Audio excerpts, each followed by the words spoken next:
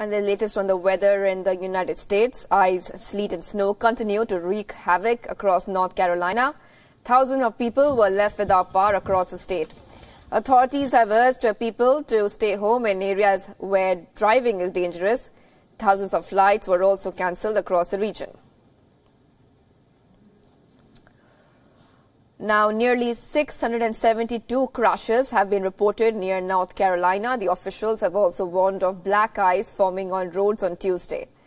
Drivers have also reported losing control on icy patches. Emergency crew and the U.S. National Coast Guards are working round the clock to clear traffic accidents on major roads.